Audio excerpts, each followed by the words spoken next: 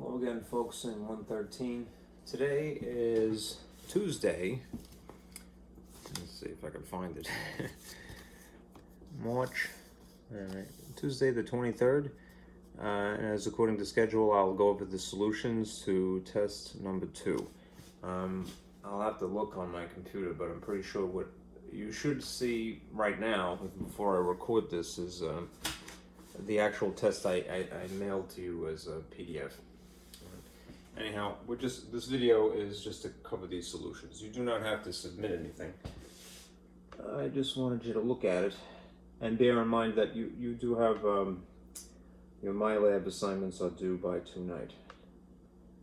So this is good. Let's see. Very good. All right. Okay. The test looks like this if you have a printed copy. I made it in color as last time, so it should say test number 2, and these are open. It's not multiple choice. It's what do you call that? Short answer. Anyhow, I made some tables for you to fill in. This is to basically build up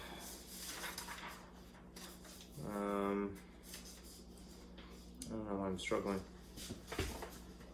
To have as a resource for when you're studying for your practice examination. That's really my motivation for making this. This is examples of the skill set that you should have acquired by this point of having covered chapter 2 and chapter 5. All right. Not enough coffee.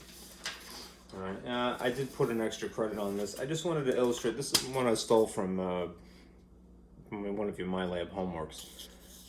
There's really 2 ways to do this. Your textbook tends to lean one way doing it. I'll show you how to do this particular problem both ways. Of course, you do have a calculator, but it'll be good to know how to do it by hand. Anyhow, if you are following along, do print this out, and I'll go through these solutions now. Okay. Put that aside. It's only 20 problems. Now, probably what I should do is, I'll fire up my projector here and superimpose the questions on the board behind me. Let me adjust the blinds.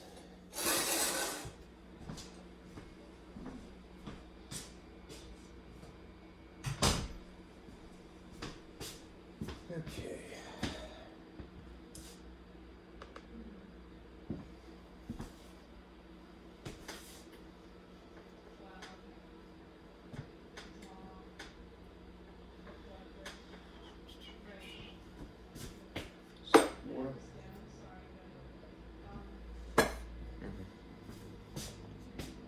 Looks like it's aimed appropriately. All right. I'll go through each of these. All right.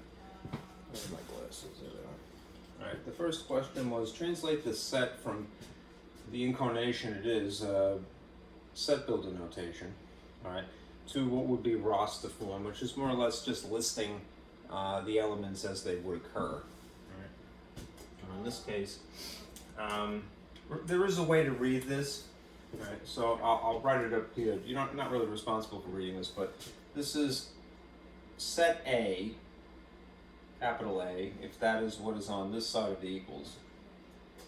Equals itself is the word is, right?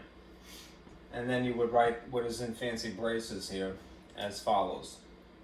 The set of x's, this line is the phrase such that, and then it describes the conditions. All right.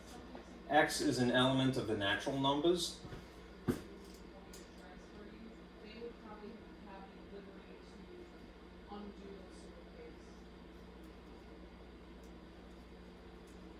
And, this is the word and here, X is less than or equal to, the orientation is greater in this case, greater than or equal to the number 2,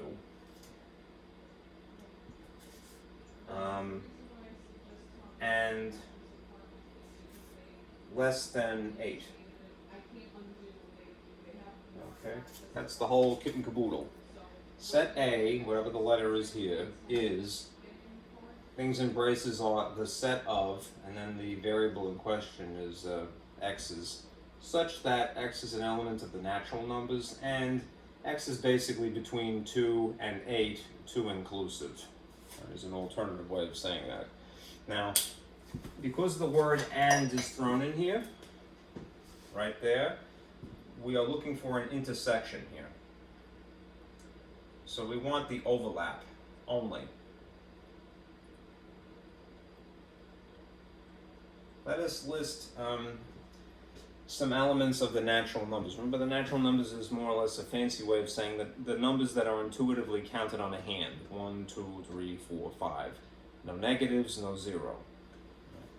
So you would start with, as far as the natural numbers are concerned, 1, 2, 3, 4, 5, 6, 7, 8, 9, 10, and it would be infinite in theory. Whereas numbers that are greater than or equal to 2, I'll put here in green, would be the number 2 because of the equals that is here. 3, 4, 5, 6, 7, and then not 8 because there's no equals in it. So just from here to here, basically. All right. And more or less cross out the things that are different and circle the things that are the same. All right. So 1 is not included in both of these things, so it's not part of the overlap, shall we say. 2 would be the first, and then 3, and then 4, and then 5, and then 6, and then 7, and then nothing beyond that. All right. So the roster incarnation of this would be just these numbers 2 through 7 listed. And that's the whole thing. All right. That's writing something, taking it from set builder notation and listing it. Listing the elements is a roster. Okay. Now, number 2 says determine the number of subsets and proper subsets. Remember, subsets is everything, including the original set.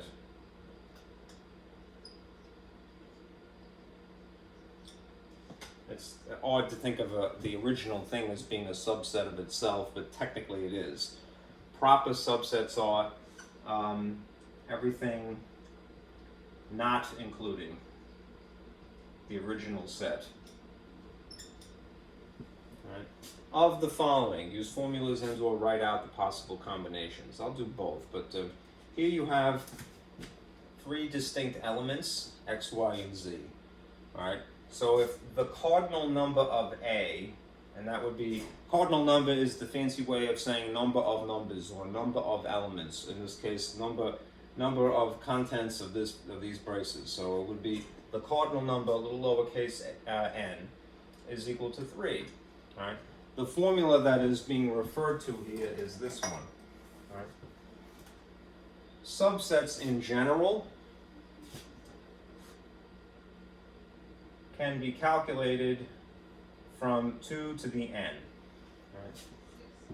Proper subsets would be 1 less. And that could be calculated from 2 to the n minus 1. Remember, n is the cardinal number, essentially, the number of contents of these braces. So what you can anticipate from there having x, y, and z only is that the cardinal number is 3, and therefore this is an exponent, so it is asking you to write 3 iterations of 2, and then multiply them. So 2 times 2 times 2 is, there would be 8 subsets total, versus 8 minus 1, which would be 7 proper subsets, meaning that they don't look like the original one. Right. because it is a fairly small number of elements, you could do this brute force, which is why I said and or write out the possible combinations. All right, I'll show you just for argument's sake. Need this space.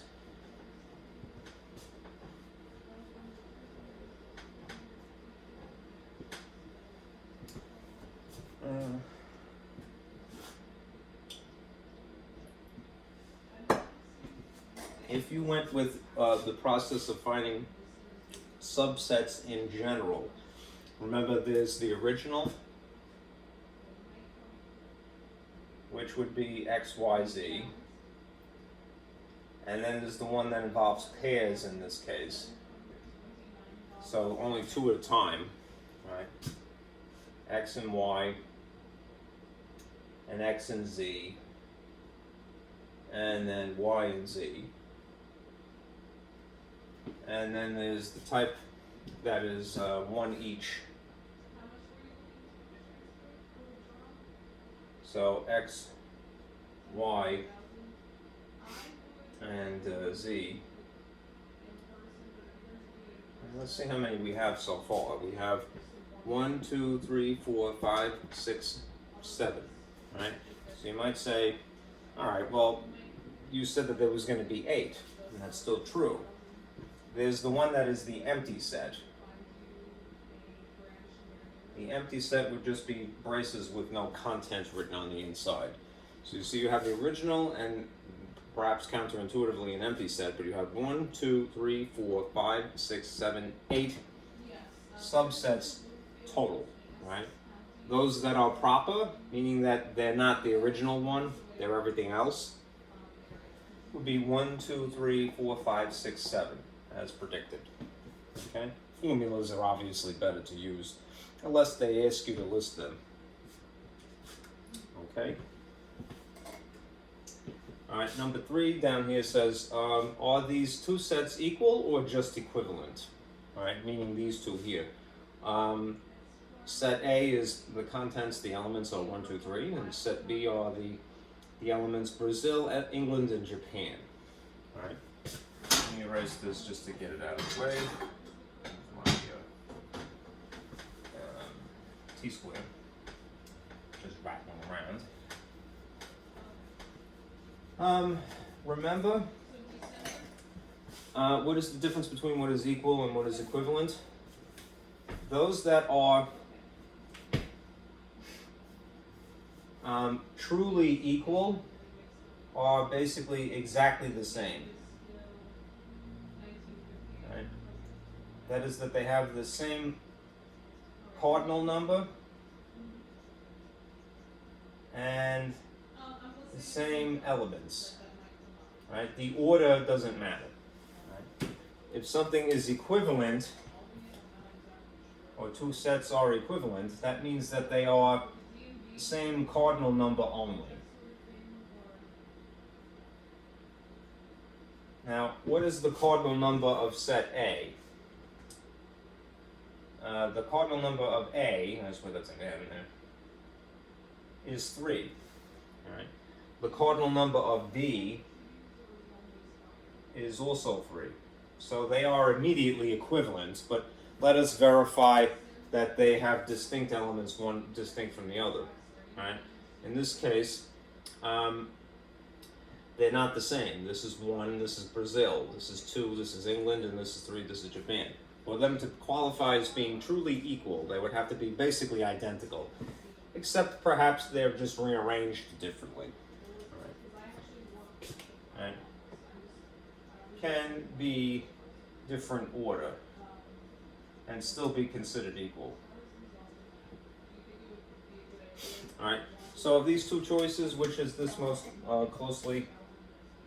This would be more accurate or more. Well, correctly would be these are equivalent sets. A is equivalent to B. Okay. Let's see. Now number 4 is off the page here, so let me move this.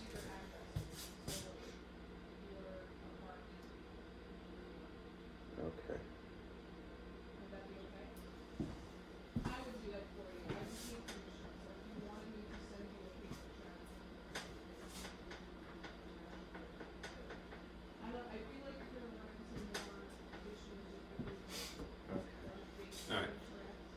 This comes from section 2.3 when we're introduced to Venn diagrams. We're covering Venn diagrams and set operations as well. Here you have a two-set Venn diagram, which is comprised of two sets overlapping. A is here and B is here, and they share some things in common in the overlapping biscuit here. Given the Venn diagram above, what is A horseshoe B, for lack of a better phrase? This is again asking, when you see an upside down U essentially, for the intersection of A and B, right? Basically the overlap. So if you just zero in on that biscuit basically that is here, what are the contents that are just exclusively in this sort of little oval shape, sort of? It's like a Jesus fish somewhat, but I would say a biscuit as well. If you go into carpentry, they sell those, right?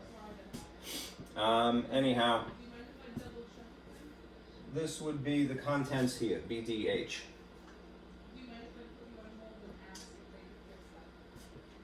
Okay.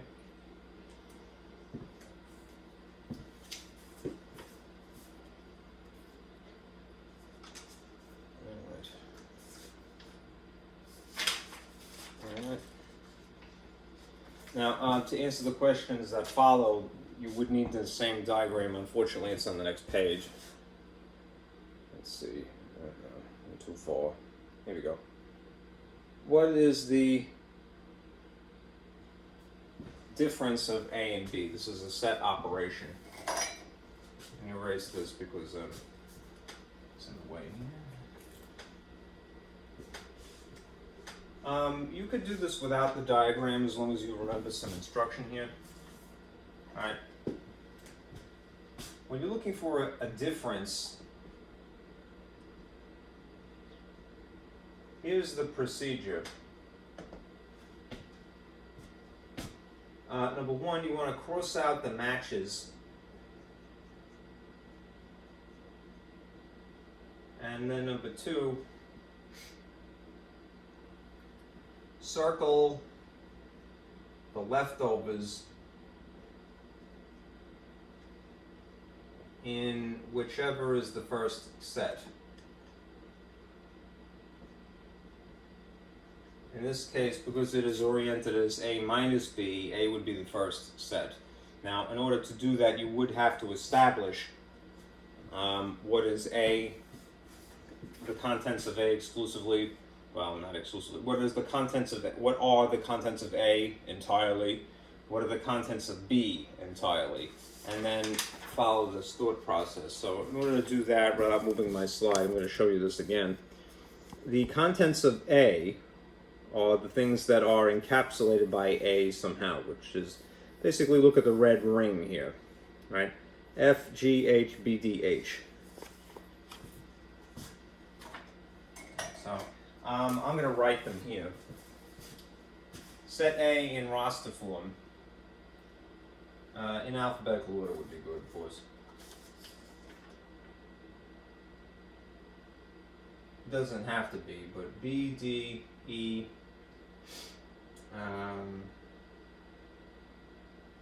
F, G, H, right? Is everything encapsulated by the A circle, otherwise known as the red circle, right? And then B would naturally have some of those elements. I'll write it underneath it here. B would be A, B, D, H, and I. Okay. So, having taken the time to list these, all right, let's follow this instruction. To look for the difference, we're going to cross out the matches. So, they have B's in common, they have D's in common, they have H's in common. All right.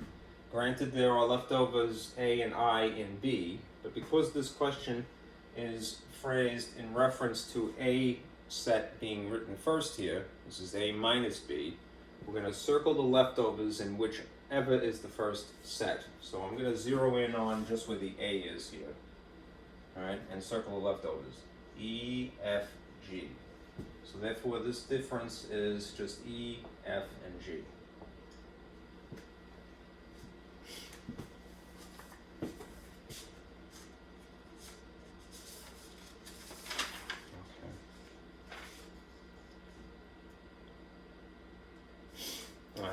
As for number 6, given the same Venn diagram again, what is B complement?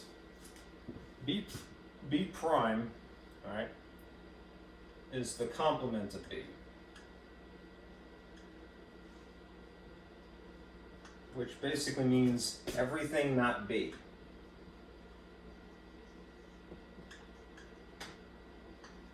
We're going to do something similar to what I had done when we're looking for the difference, but I need to find the universal set first.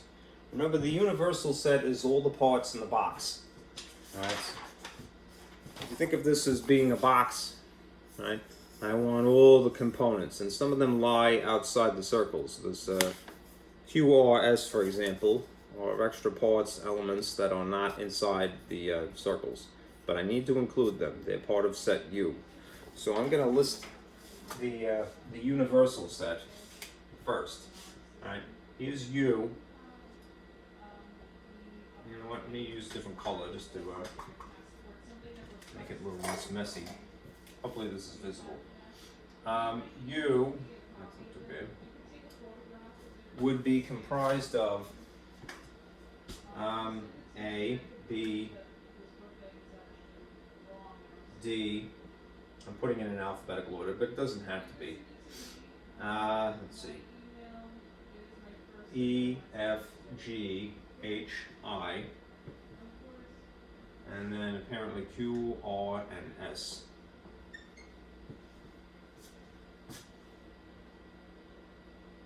A, B, D, E, F, G, H, I, Q, R, S, right?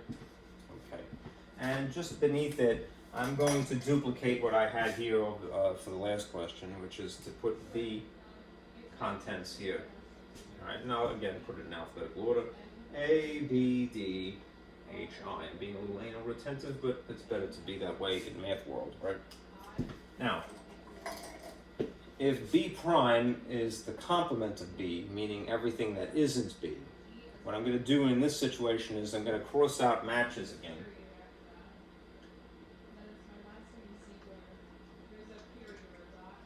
Right, and in that case, circle leftovers in U.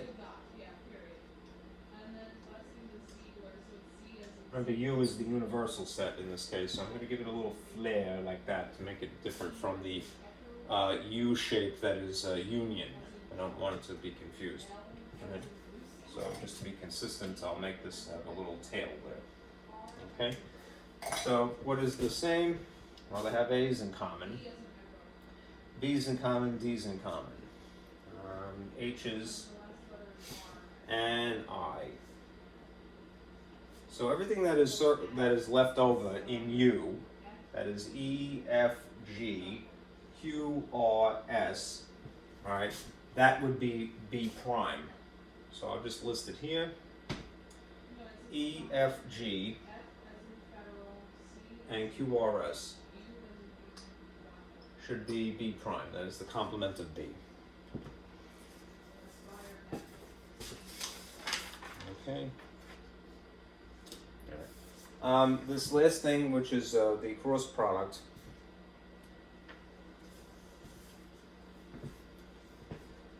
I'll move this up just a wee bit here.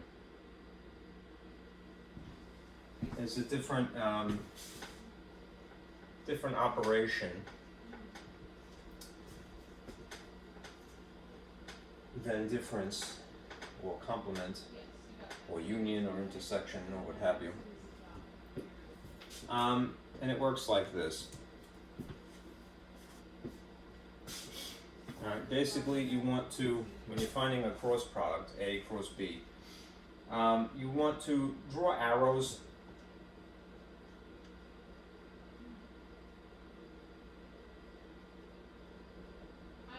from the first to each element of the second.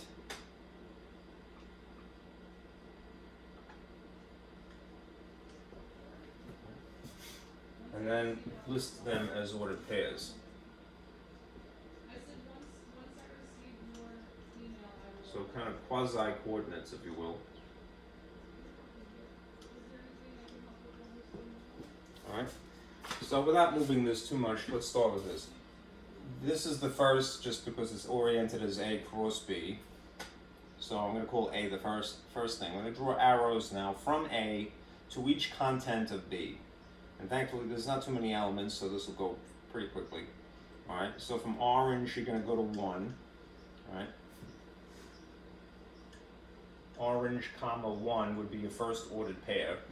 Alright. And then orange comma 2.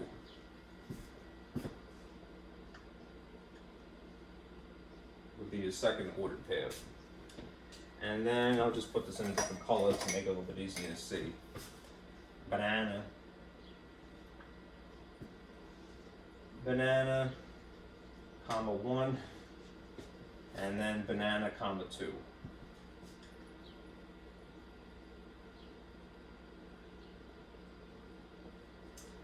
And then one more, apple.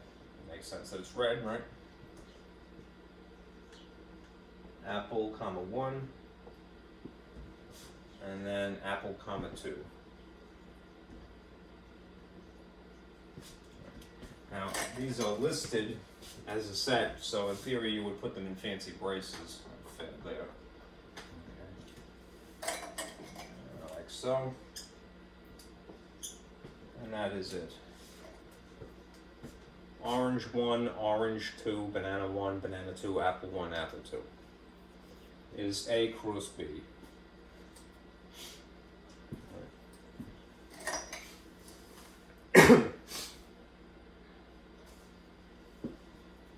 Moving along.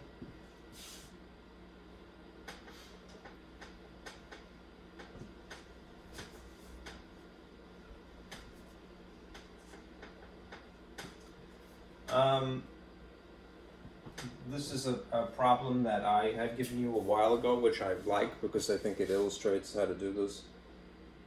A situation where you have 3 set Venn diagrams. Okay.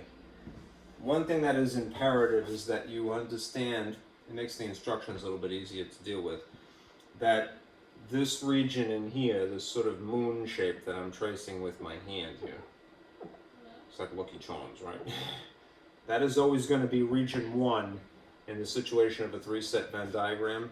This sort of Star Trek symbol that you see in here, that is what region 2 becomes in a 3-set Venn diagram, rather than the whole biscuit, all right? And this is 3. So 1, 2, 3, 4, 5, 6, and that's 7, and outside of all of them is region 8. Okay. What you have to do in this case is translate the description into the blank 3-set Venn diagram. That is the one on the right side, right? Based upon this information that you see here. Of 500 people, 270 listen to hip-hop, 320 listen to rock, and 160 listen to country music. And then it goes on to say that there are some people who they favor a cross-genre sort of playlist. So 140 listen to both hip-hop and rock, right?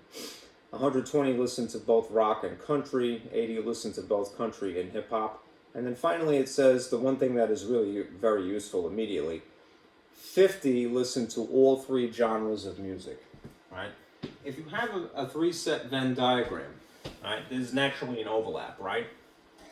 The overlap that is all 3 things at the same time is this sort of Rayleigh triangle that you see in here, all right, region 5. So if they tell you here, I mean, it's unfortunate that they mentioned it last, 50 listen to all 3 genres of music, you don't have to do anything but park 50 right into that immediate space. Generally, as a strategy, that is what you want to do, right? I'll sort of put it over here. In this order, you want to do region 5, then region 2, then region 4, and then region 6, right? We'll just start with that. 5 first, 2 second, right? 4, these are Roman numerals, right? IV here, and then region 6, which is VI there. So you do this one, this one, this one, and this one, always. Okay? All right. So 50 is the magic number that we know immediately. Okay. And we could figure out anything else adjacent to it, right? We'll do region 2 next, based upon the other information and this number, right? So, what would this region 2 be comprised of? I mean, it might help if I actually wrote this here. Hip hop is really region A, right? And rock is B. I'll just call it bedrock. And country is C, apparently, which was intuitive, right? Country, right? All right. So, region 2 and 5, right? And 5 is already accounted for, would be things that are an overlap of rock and an overlap of hip hop. It is said here that 140 listen to both hip hop and rock. Right, so what I'm going to do is I'm going to take this information that you see here, 140,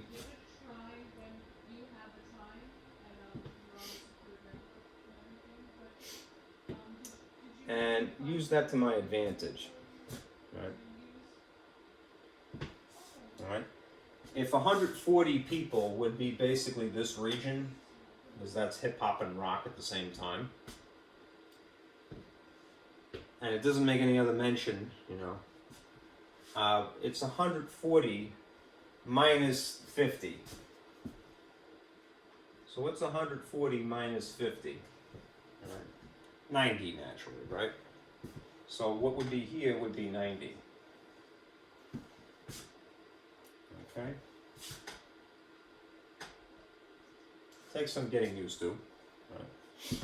If you zero in on this region here, which we're going to do next because it's adjacent to 5, right?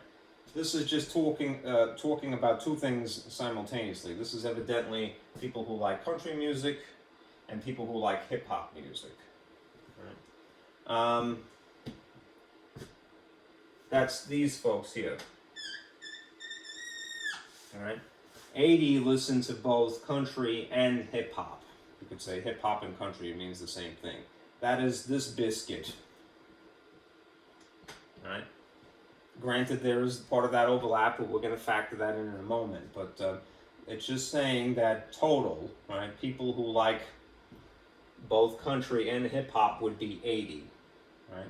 So if we subtract out the 50, we'll figure out how many of those total 80 are exclusive, are not including rock music at all. All right.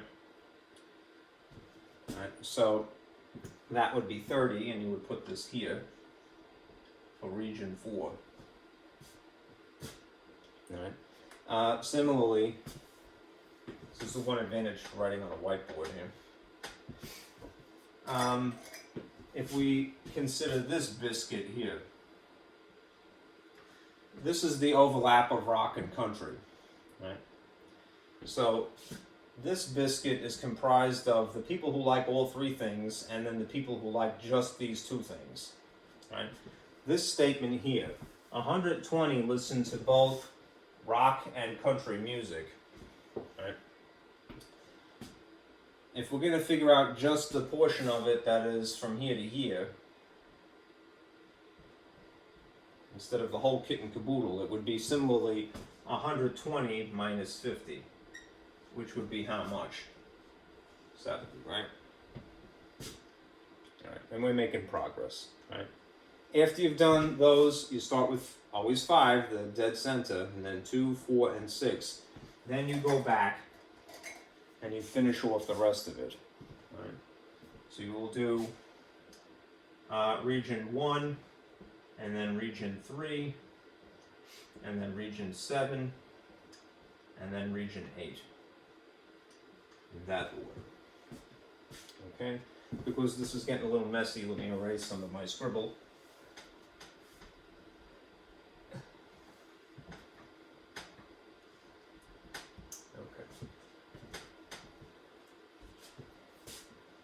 And now we're going to go back to almost nearly the beginning. 270 people listen to hip hop, right?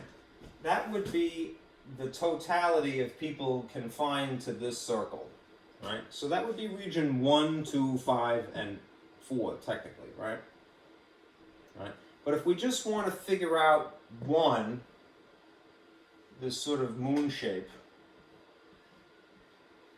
we're going to have to subtract from that number 270, right? What exactly are we going to subtract? We're going to take 270, essentially, and subtract out a sum, right? So I'm going to put little braces over, parentheses here, because we would have to add first, right? The sum of region 2, 5, and 4 would have to be subtracted out of the totality of 270.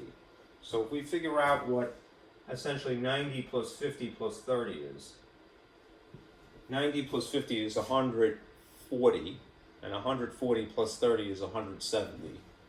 This is essentially 270 minus 170, right? Which means that this region would be 100. Okay? Now we shift our focus again.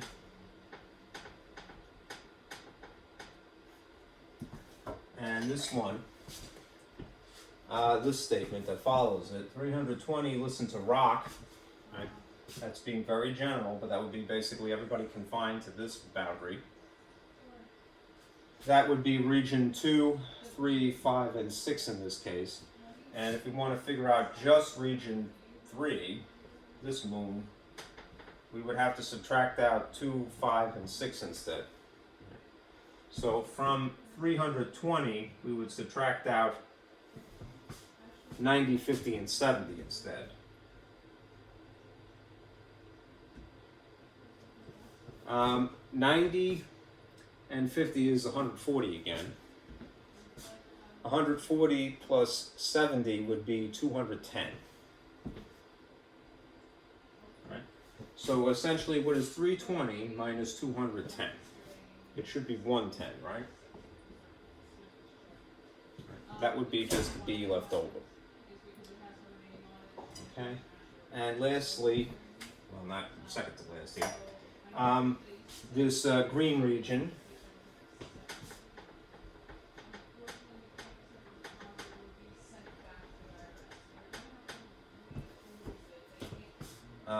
Everything encapsulated by this green circle here.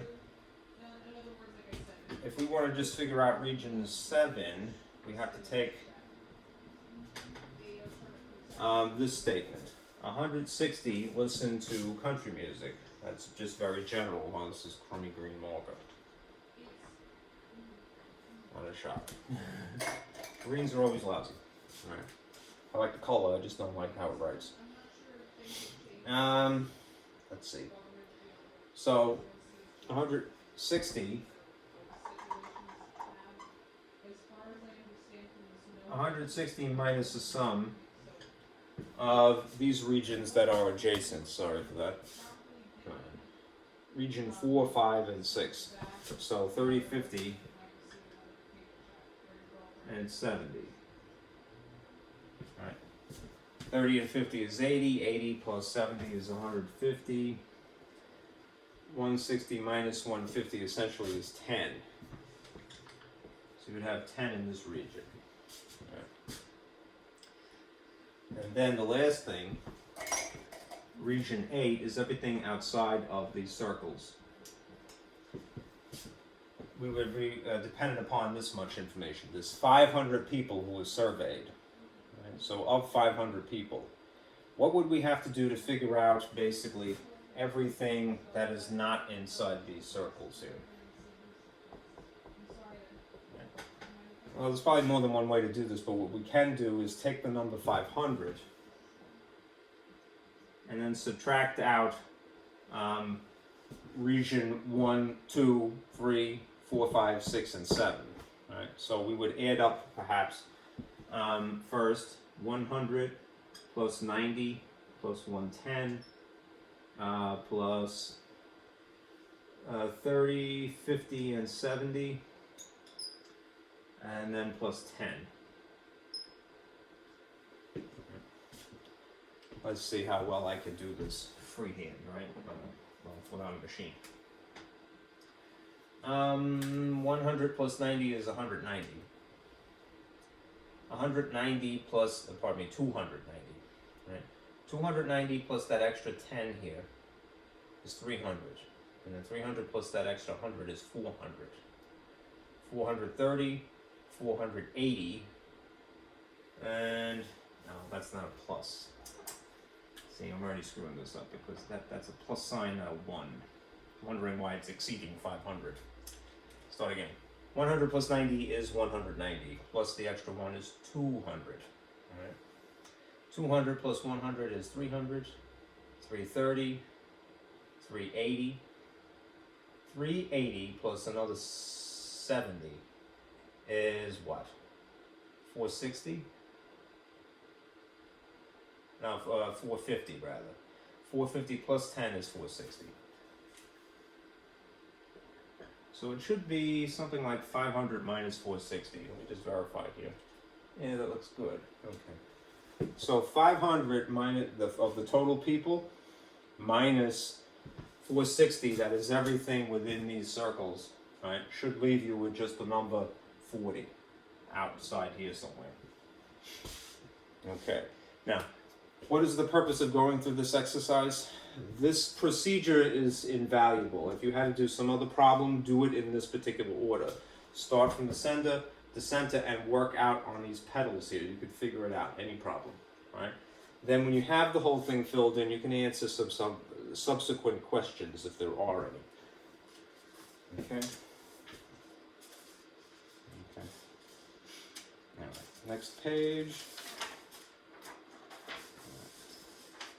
I'll leave it at that for that. All right, number 9. All right.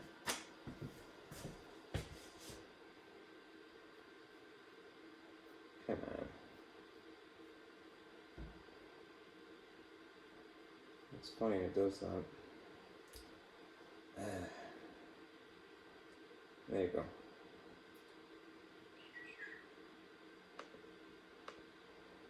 No, I don't want that.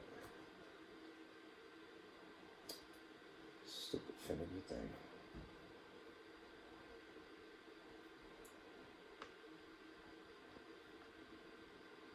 Okay. Now, having gotten that information, that table completed, we can answer the subsequent question as I mentioned.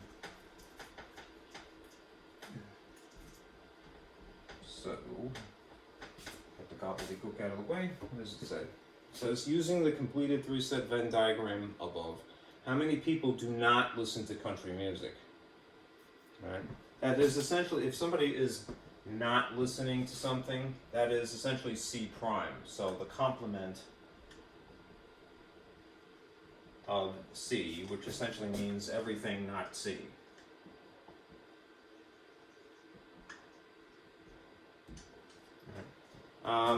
Rather than drive you crazy by shifting my slides around, let me go back to this then. Right? Everything not C would be things outside the circle of C. Right? So what's outside the circle of C? The stuff that is in region 8. So I want to say region 8, region 1, 2, and 3.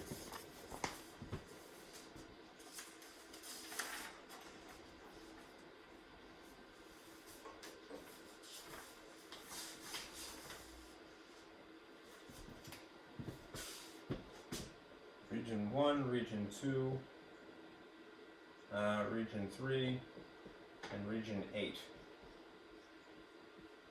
Right. Region 1's numbers were, let's see.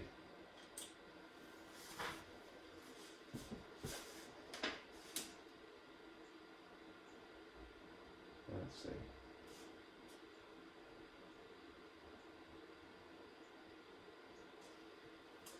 100. Region 2 would be 90. Region 3 is 110. And region 8 is 40. Again, there's more than one way to do this. But let's say that you went with this method using the diagram that's filled in. Alright, this again is 190. This again is 200 plus another 100 is 300. So 300 plus 40 should be 340 people. Alright, and that is correct. Alright, alternatively, you could figure out what the contents are of C, the smaller numbers. It would be 30 plus 50 plus 70 plus 10, in which case you'd have 160, and you'd subtract from 500. Alright, and you'd get the same figure, 340. Okay.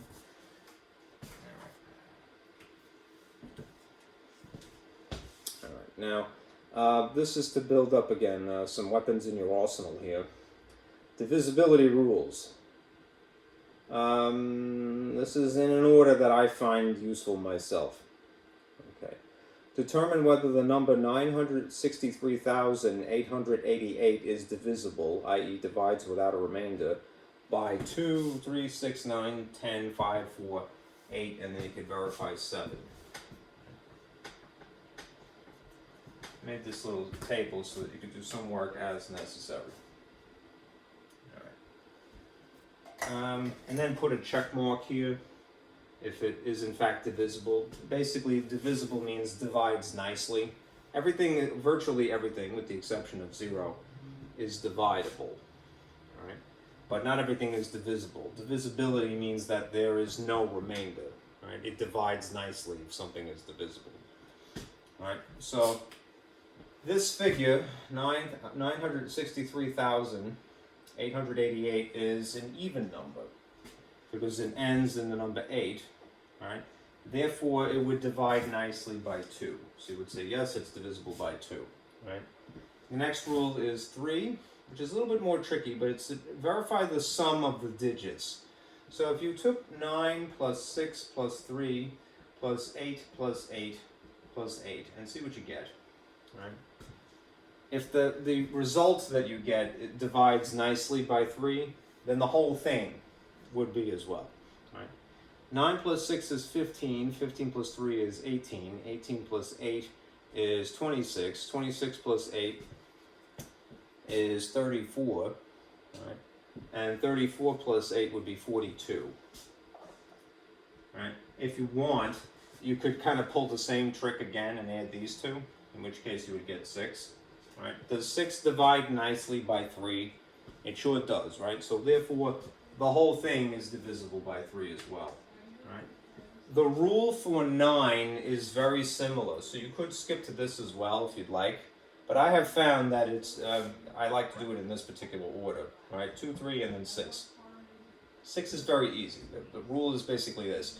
If the figure that we're dividing here is in fact divisible by 2 and 3, then it surely is in 6 as well. So that would be true, because both 2 and 3 have been verified.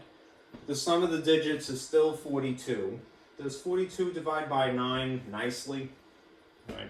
It doesn't, so in this case you would say no. Put a check mark there if you like instead of next. Then the rule for 5 and 10 is similar, right? I would start maybe with 10. Does this end in a 0? It doesn't, so it's not divisible by 10. Does this end in maybe a 5 instead? It does not, so that doesn't work, right? And then there's these rules, 4 and 8. 4 is just verifying that the last 2 digits divide nicely. And 8 is very similar, in which case you're verifying the last 3 digits, right? Since the last 2 digits are 88, and you divide 88 by 4 nicely, you can. You get 22, a whole number, right? So you'd say, yes, divisible by 4. The last 3 digits are kind of purposely 88. 888 divided by 8. Would that divide nicely? Right? Sure. It'd be 111, so that would work as well. Alright. There is somewhere, I've been told, a rule for 7, but I don't know if there's a consensus on that, so I don't like to teach it. Anyhow, the rules that I've seen are more complicated than any of the other ones. So it might just be better to bother to go ahead and do the actual brute force division and see if you get a remainder or not. Right? Alright, so we'll see. Alright. 7 goes into 9 one time. Alright, and maybe a little bit hard to see, so at this distance, so maybe I'll write it over here.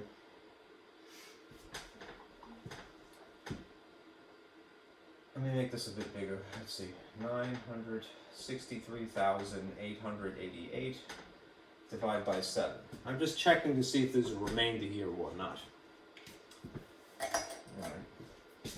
Alright. 7 goes into 9 one time with 2 left over. I'm doing short division. 7 goes into 26 roughly 3 times, which is 21. The difference would be 5. 7 goes into 53 7 times, which is 49. The difference of 53 and 49 is 4. 7 goes into 48 6 times, which would be 42. The difference of 48 and 42 would be 6, so it's 68 next. 7 goes into 68 9 times, which is 63. The difference of 68 and 63 would be 5, right? And 7 goes into 58 8 times, which would be 56. And then you would end up with a remainder 2, right? So to answer this, is it divisible by 7? No, you end up with a remainder, right? 2/7, right? Or remainder 2 if you like. Okay.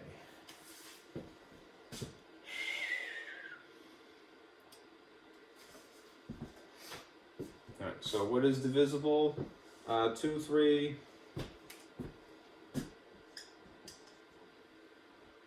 4, 6, and 8. This is the set of divisible numbers here. Divisors that are work nicely, if you will. 2, 3, 4, 6, and 8. Okay. Now this one, the prime factorization.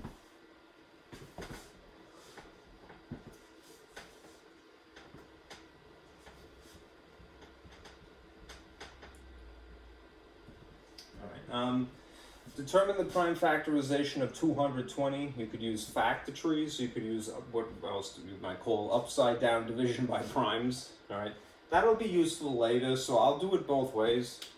I think people probably more intuitively do factor-trees. All right, just remember that 1 is not a prime number. All right, it is neither prime nor composite. It is its own thing. All right. So when you're trying to factor this into 2 things, all right, to start with, don't use 1. It wouldn't make any progress. You'd be stuck with 220 anyhow. You want to break this down into exclusively prime numbers. The numbers that would be good to know that are prime are 2, 3, 5, 7, let's see, 11, 13, and you could usually get away with just having memorized that much. Right? There's an infinite number of them, so it's a futile effort to try to memorize all of them. Anyhow, perhaps you would go, well, this ends in a 0, so it's going to be 2 times something. You could do that, and there's nothing wrong with it. What I would say to myself is that I'd use rules of divisibility. This has a 0, so that means it's 10 times something, right? 10 times what?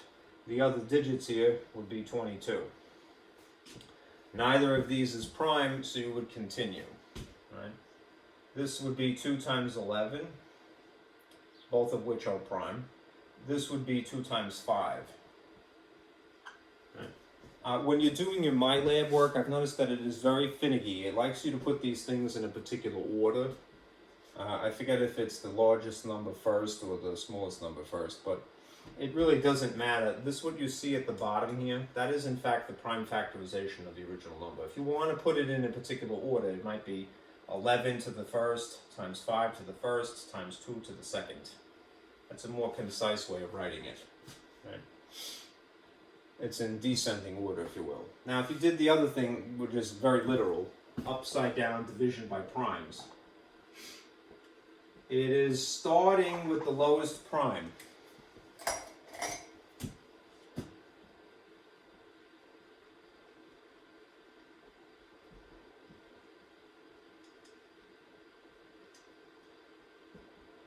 It requires a little bit more finesse. you would start with the lowest prime that is divisible. You'd need to understand that divisibility means that it divides nicely, no remainders. All right, and you would need to know what the prime numbers are. All right, and you continue until you can't anymore. That doesn't work.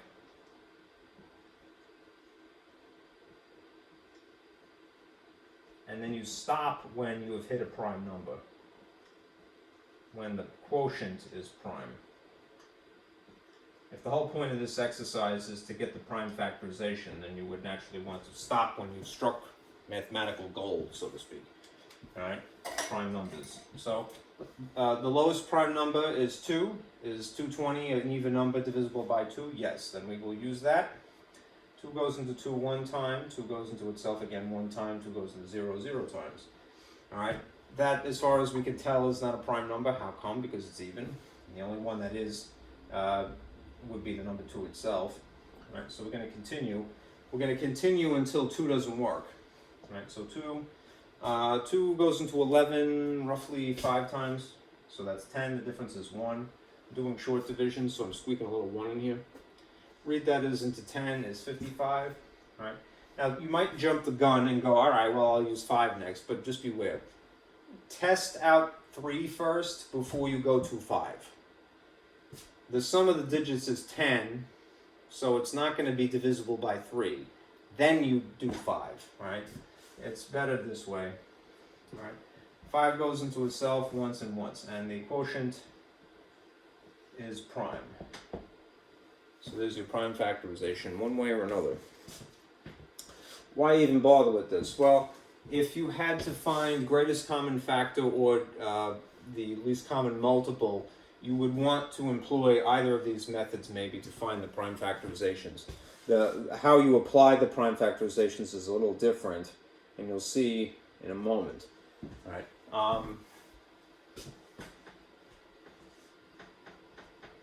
Let's take a look at this. For something that is warm, fuzzy, and familiar, like the numbers I have here, not too large, find the Gcf and the Lcm of 25 and 35. Just beware your textbook uses GCD in place of Gcf. D is in divisor. But it doesn't matter. Find it for 25 and for 35. All right. Let's go with the trees. All right. In this case, factors that make 25 are 5 and 5. They're both prime. This would be summarized as 5 squared. Right. This is 7 times 5, and that would be 7 to the first and 5 to the first. Right. Now the reason that I'm bothering to put these in exponential form is because when you're trying to decide, what is the GCF and what is the LCM, the GCFs, right, you want to choose the lowest power of bases in common. So in this case, you have the choice. The things that are in common are 5 squared and 5 to the first. Which of these is the lower power, 5 squared or 5 to the first? It would just be 5 to the first, which is really just 5. So therefore, the GCF is just 5. All right. When it comes to the LCM, least common multiple, you want to choose, somewhat ironically, the highest power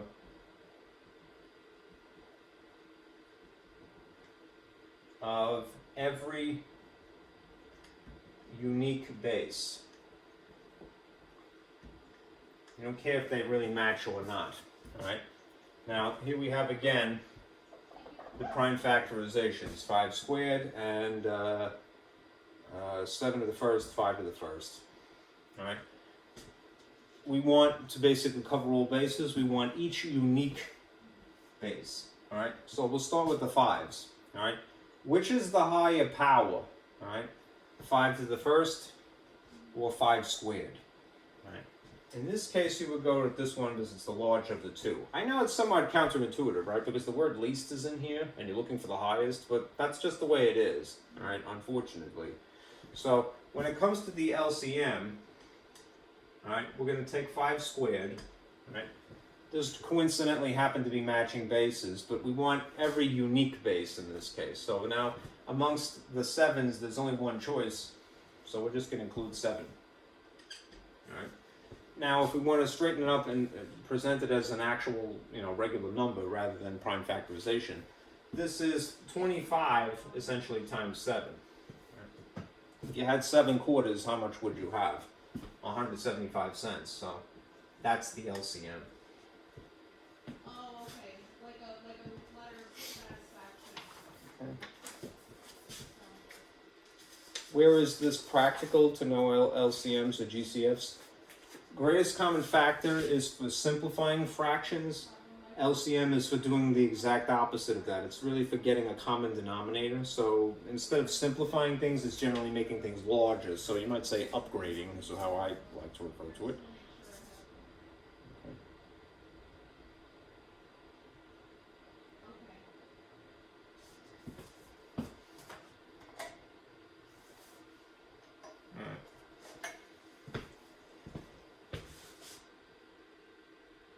Okay, I wrote the rules of, for sign combinations here, just as a reference. There's something that in the long run, ideally you want to memorize.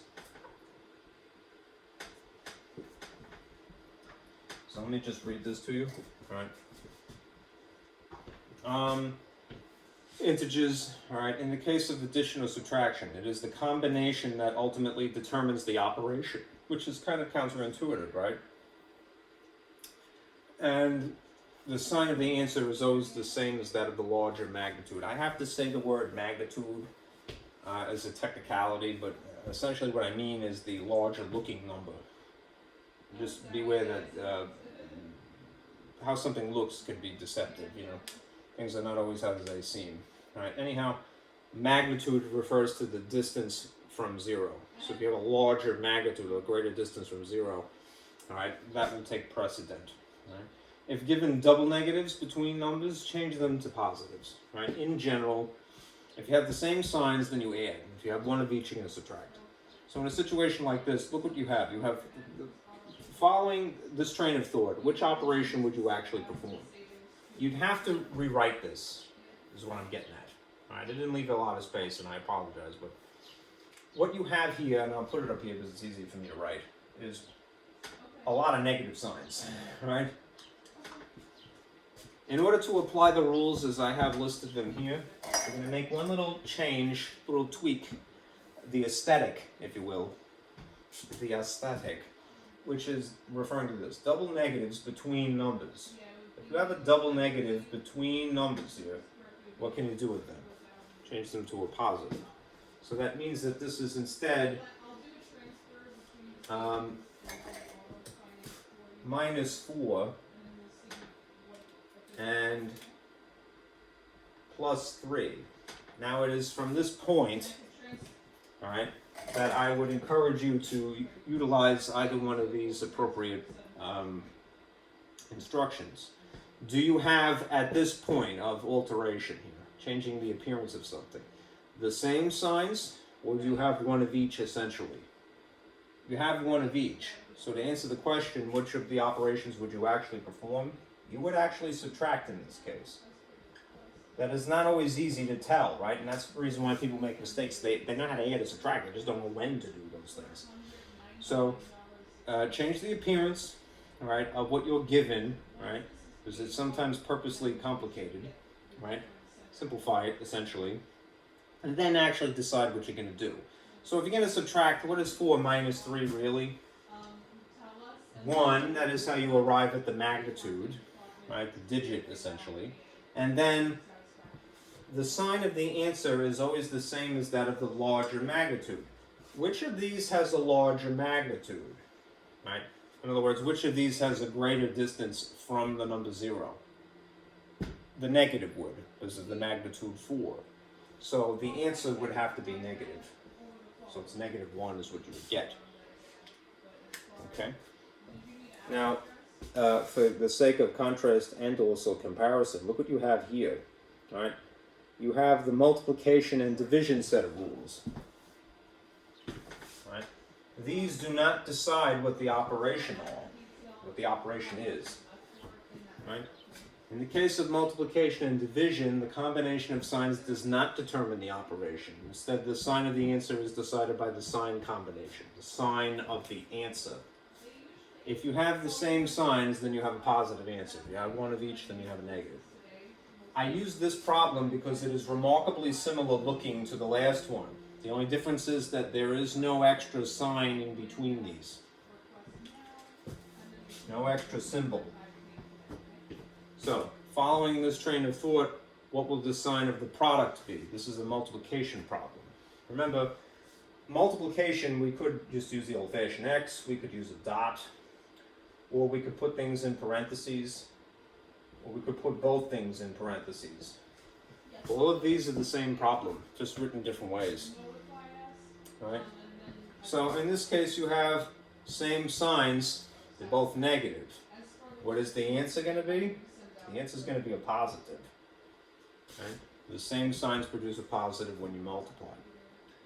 A negative plus a negative is a bigger negative. A negative times a negative is a positive. Right? Anyhow, 4 times 12 is just 12, so you should have positive 12.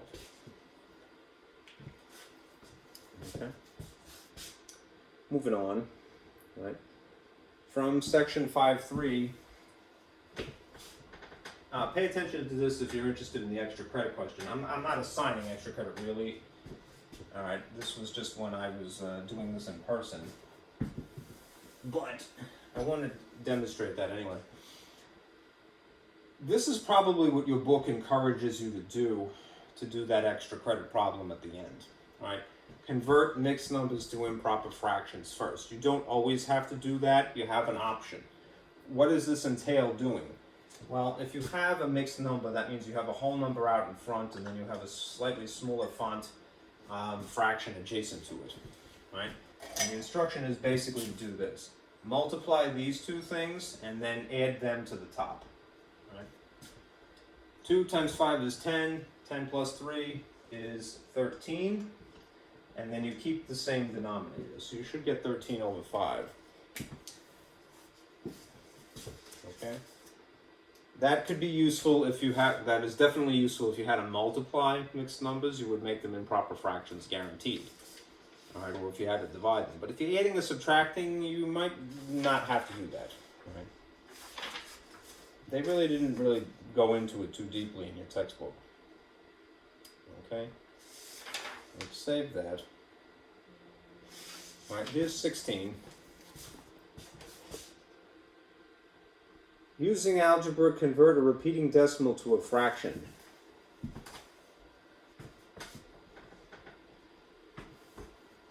All right, there's a trick to this. Oh, El Diablo here. I'm sorry. See, math is evil, right? I should have picked some better numbers. Being very superstitious right now. All right, anyhow, what does it mean to use algebra to convert this repeating decimal? That means call this a number, n, right? And then basically with the goal of subtracting out, or it is a subtracting, but we want to eliminate infinity. We want to eliminate infinity while also preserving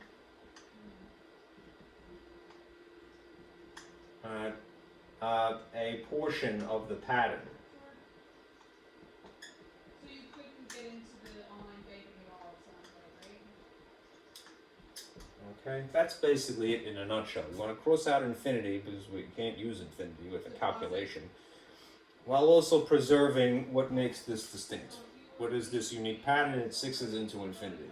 So algebra says we're going to not just refer to a number, we're going to call it a letter. All right. Now, remember powers of 10, right? When you multiply by powers of 10, the effect is that it just carts the decimal point over so many spaces. So if you wanted to, say, hypothetically, multiply by 10, you move your decimal 1 space. If you multiply by 100, then you move your decimal 2 spaces. If you multiply by 1,000, then it moves your decimal 3 spaces. Without even needing a calculator, it's a mental math skill. So, if I want to preserve some portion of this pattern, I'm going to figure out a situation where I can just scoot something, 1 digit of the pattern, past the decimal point, right? That would be, in this case, multiplying by 10. And the effect would be just moving the decimal from here to here, which means that 10 times n would be 6.666 forever and ever and ever. Okay. The objective is to just get one portion of this pattern in the ones place, essentially. How come? Because then, if I take this original number, which is essentially 1n, and subtract it, it would be a problem that looks like this. On this side of equals, it would be the algebraic expression 10n minus 1. On this side of equals, it would be the alteration 6.6 repeating minus 0.6 repeating, which was the original thing. The effect is that if you subtract these in both places, is that these 6's would cancel off, chop off infinity, right? Legally, right? Rather than just simply, erasing it. What are you left with? 6 minus 0 is really just whole number 6. You could put 0.0 here, but it would be pointless, all right? On this side, what's 10 minus 1? 9 with an n attached to it. That means that you have this algebraic equation left over. You have 9 times the number is equal to 6. If you're going to solve algebraically, what do?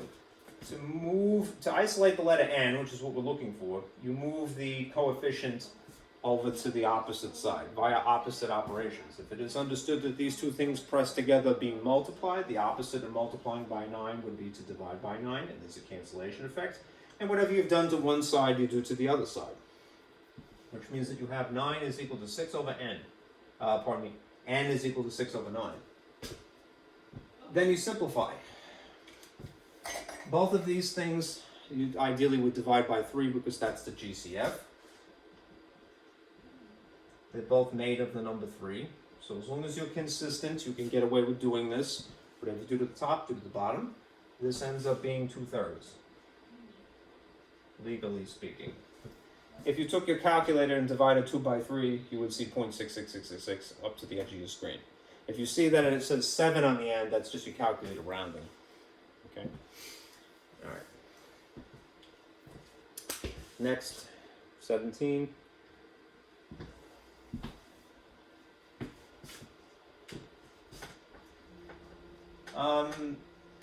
I wrote this kind of sideways because I hadn't figured out how to get my software at the time that I wrote this to draw this a little bit nicer, so forgive me.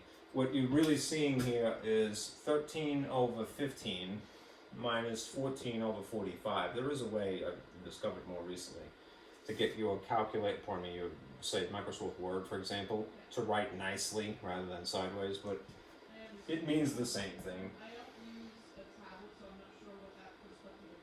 Basically, you have to pretend that you're writing a formula, and then it gives you the option.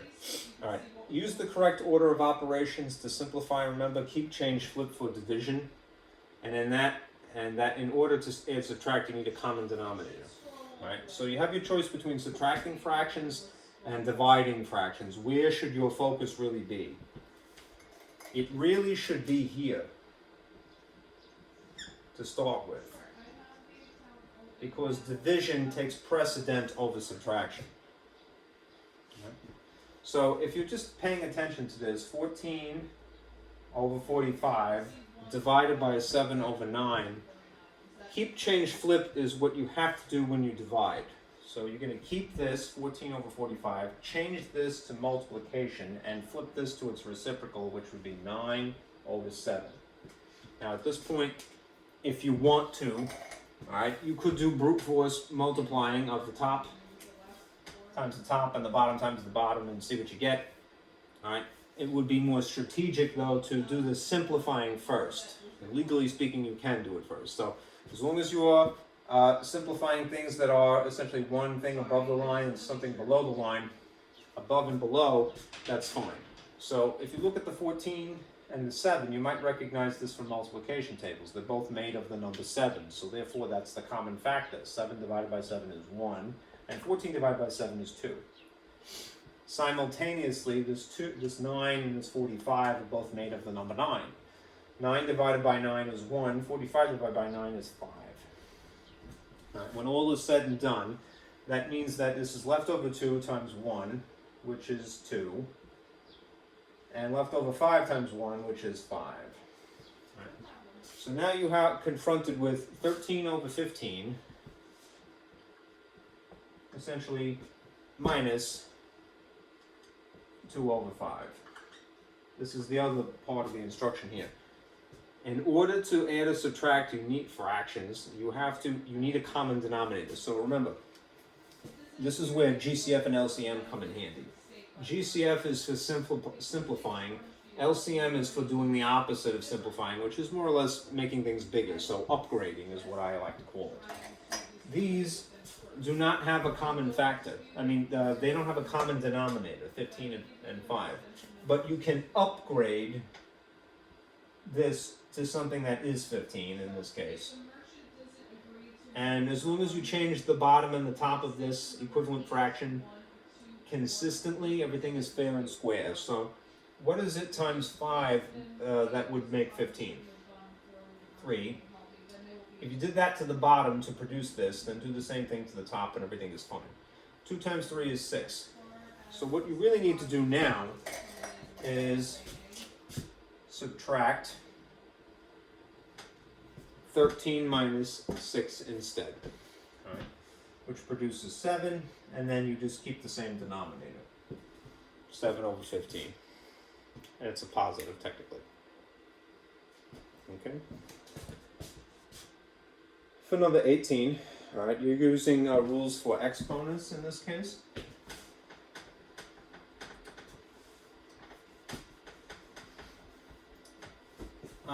What happens when you have an exponent raised to an exponent? Could you do this if you wanted to? There's often more than one way to do something in math, and it's not wrong to do it the hard way. If you do something the hard way, it might make you remember it because the journey is more arduous. But do realize that you have better options, and I would encourage that just for the expediency of it. But anyhow, what you would have to do if you did this brute force would write out, first of all, what is in parentheses? 2 times 2 times 2 times 2, which is an awful number, right? That would be 16, right? 2 times 2 is 4, 4 times 2 is 8, 8 times 2 is 16. And then if you follow the last instruction, it would be 5 16s. So 16 times 16 times 16 times 16 times 16. And that's where it gets ugly, all right? You can do this, but it would be miserable, right? So rather than do that, what you can do as an option is take advantage of the power rule.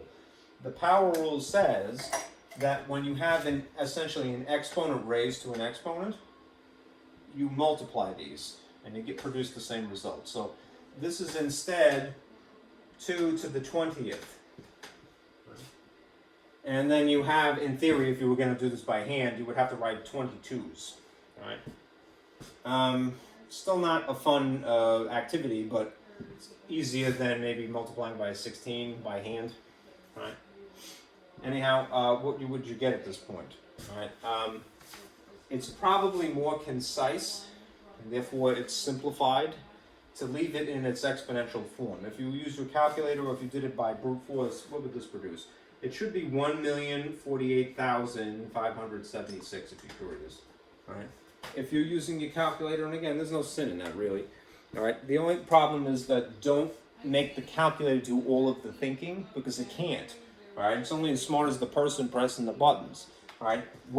The objective of this particular question is that you want to memorize the rule because it will make your life easier, all right? Anyhow, what you should get is 2 to the 20 is, as I mentioned, 1,048,576. Okay. There's other rules, of course, but that's a very convenient one. All right, the last thing is scientific notation. All right, converting to and from. So here's what we have, right? The mass of an electron, right? If you were to write out the mass of the electron in standard decimal form, right?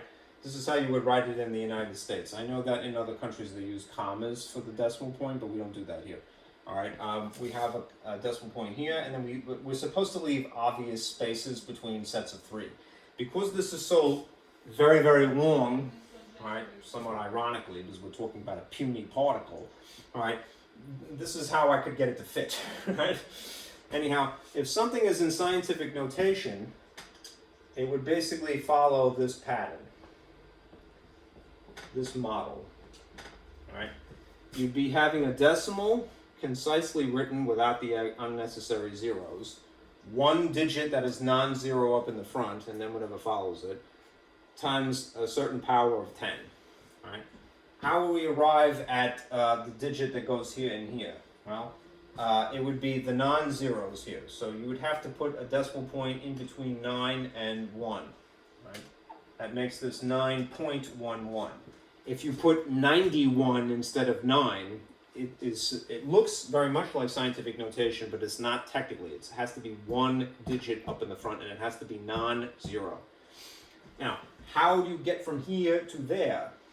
All right, you count. All right, in this case, I'm going to count by sets of threes. 3, 6, 9, 12, 15, 18, 21, 24, 27, 30 would be just in front of 9.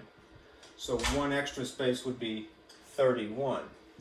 Now, insofar as the sign that would be here, positive or negative, you could memorize a rule, but I think that it's easier to just say it to yourself. Reserve a direction for when you're converting the other way, right? In other words, associate a positive or a negative with a specific direction when you're doing the other process, not this one. I think it's just easier to say to yourself, is this a very small thing or a very large thing? If it's small, you're going to have a negative exponent. If you had something on the astronomical side as opposed to the, nanoscopic or whatever it is, you would associate that with a positive. Very big things are positive, x powers of 10. Very small things are negative powers of 10, right? Basically anything less than a whole number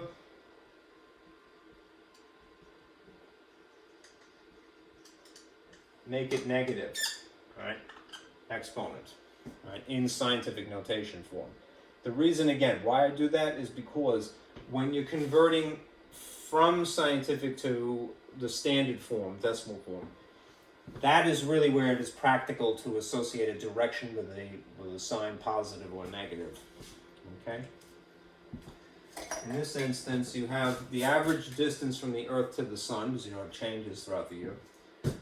And this is, I'm just going to make it a bit larger, 1.5 times 10 to the 8th kilometers. And this is a positive 8. Right?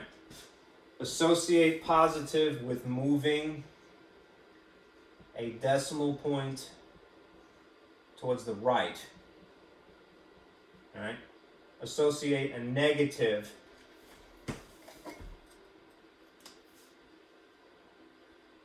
with moving a decimal point to the left, right, which is that way. Right. Right. So, if you have 1.5 times 10 to the 8th, the effect is that you just take this decimal that is interesting, and then move your decimal 8 spaces, 8 waves to the right. So, I do this all the time. 1, 2, 3, 4, 5, 6, 7, 8. And I'm just going to exaggerate that one, not to confuse it with the original. Right? Then in the pockets, put zeros. Every 3 we put a comma in the United States, and this is what you would end up with. Now to write it a little bit nicer, a little bit neater, it would be 150 million kilometers. Spelled the American way would be ER rather than RE. Right? It should actually be RE instead because it comes from France, right? Anyhow, that's it. 150 comma 0, 0, 0, comma 0, 0, 0. Right. And that is it. The last thing, just to show you, because again I swiped it from your homework. Let's see. I gotta fix something. 31. Bear with me.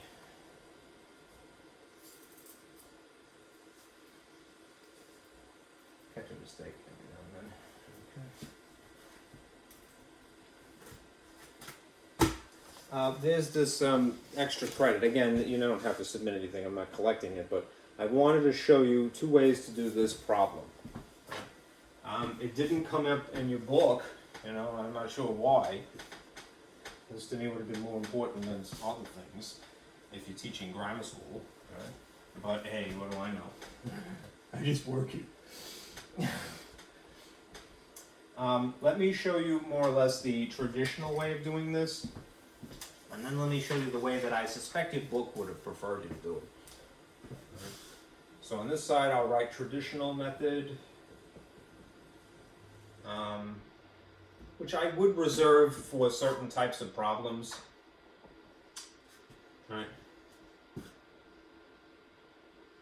Reserve for regular, non-integer, non-negative problems. And that would qualify here. And then there's this improper fraction method.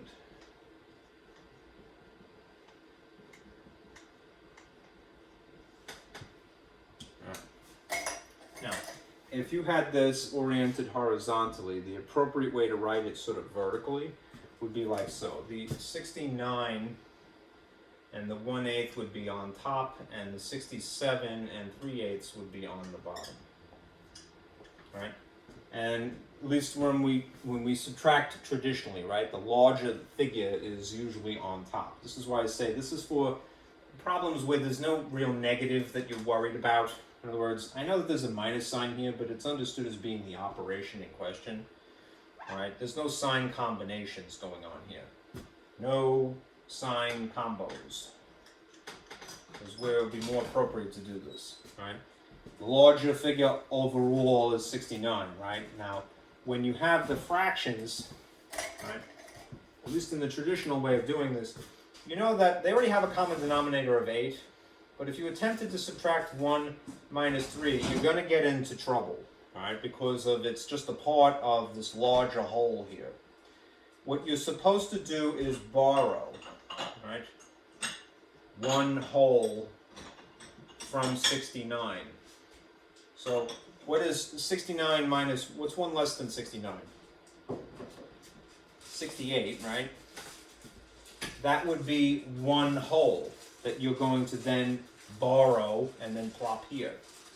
It would be convenient in this particular problem to express that 1 whole in terms of the denominator that is already established as being the common denominator. So what's 1 whole using 8s? 8/8, right? So 8/8, right? Then combining these, I know it's ironically now addition, but what's 1 plus 8? 9/8, right?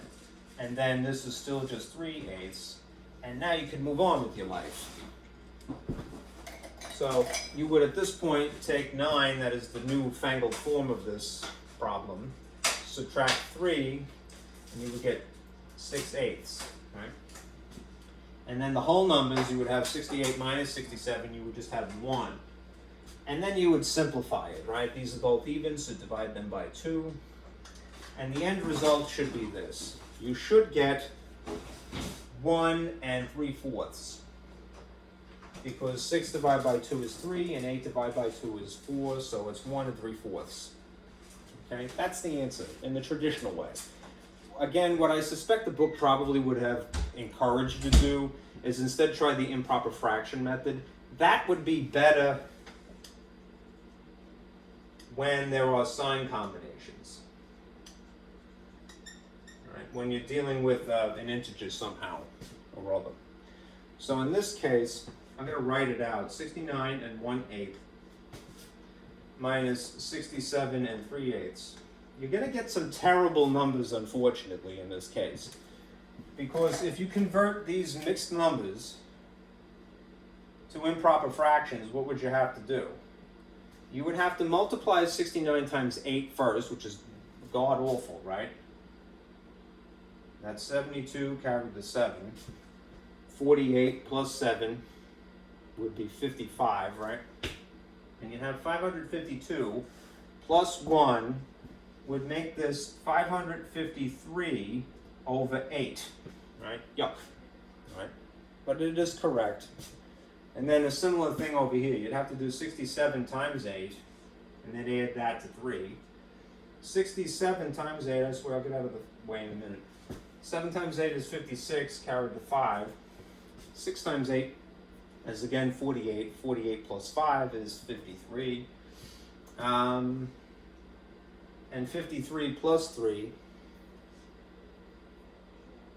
pardon me, 536 is what you have overall here. 48 plus 2, 3 is 53, right? Plus 3 would make this 539 over 8. All right? And you would pay attention to just what you see here. They already have a common denominator.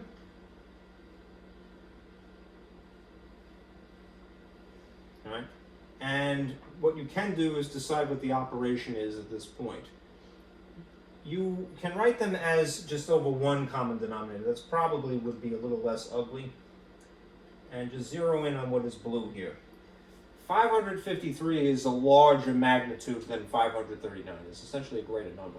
So this is just regular ordinary subtraction, right? You could involve the sign combination at this point, but it is, it's pointless. You wouldn't bother. What is the difference between 553 and 539? That's 13. This becomes 4. 13 minus 9 is 4. 4 minus 3 is 1. You'd end up with 14 over 8, right? And then that is an improper fraction. Now, a good rule of thumb is, yes, simplify this. You can simplify it while still maintaining that it is an improper fraction. But if they gave you mixed numbers to begin with, generally give them back mixed numbers. So how many 8s can you squeeze into 14? 1, right? The difference of 14 and 8 is 6. Would you divide by 8? 1 and 6/8 is 1 3/4. You get the same answer one way or the other, right? Again, this skill is very useful, right? Being able to convert mixed numbers to improper fractions, because when you have sign combinations, you really need to do that, right? When you have more or less a traditional problem, as I believe you would if you were teaching, maybe 4th grade math in the United States, this is the way you would do it, okay? The truth is, there's often more than one way to do something in math, and you don't want to say to a kid ever, "Oh, just do it this way," all right? Don't do that, all right? I just sketched that thought, all right? More skills. We want to cultivate more skills, not less skills, all right? Not one thing in lieu of another. That's bad strategy. All right? Mental flexibility is the goal here. Okay, so that's it. You just want to finish your MyLab by tonight.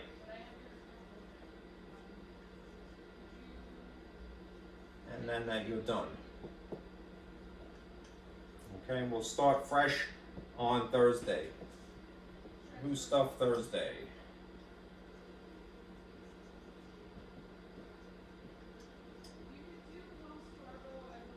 Okay. All right. Thank you guys for listening. All right. I'll see you on Thursday. Okay. Be careful out there.